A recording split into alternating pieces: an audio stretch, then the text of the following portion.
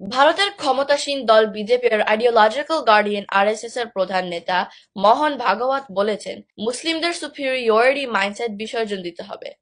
এর আগে তিনি বলেছিলেন, গ্রেটার ইন্ডিয়ায় বসবাসকারী প্রত্যেক ব্যক্তি সত্যিকার অর্থে একজন হিন্দু।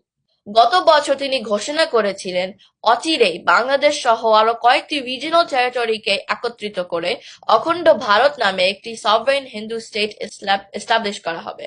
সেই নতুন দেশের কনস্টিটিউশনও অলরেডি রচনা করে ফেলা হয়েছে, যেখানে বলা হয়েছে যে মুসলিমদের কোনো ভোটিং রাইটস থাকবে না। এই অখণ্ড ভারত এস্টাবলিশ করার জন্য মোহন ভাগবত একটি টাইম ফ্রেমও ঘোষণা করেছে। নরেন্দ্র মোদীর বিজেপি এবং উগ্র হিন্দুত্ববাদী সংগঠন ইসকনকে সাথে নিয়ে নেক্সট 25 ইয়ার্স এর মধ্যেই তিনি ও তার দল আরএসএস এই কাজ শেষ করতে চান। 25 ইয়ার্স টাইমলাইনটা ভেরি ইম্পর্টেন্ট। কেন? সে কথা বলার জন্যই আজকের এই কন্টেন্ট।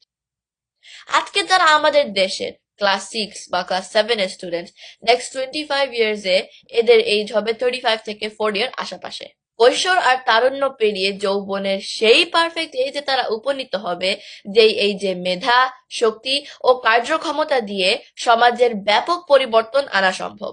এখন বুঝতে পারছেন আমাদের দেশের মাধ্যমিকের টেক্সট বুকে কোন উদ্দেশ্যে মুঘল শাসকদের ভিলেন হিসেবে দেখানো হয়েছে?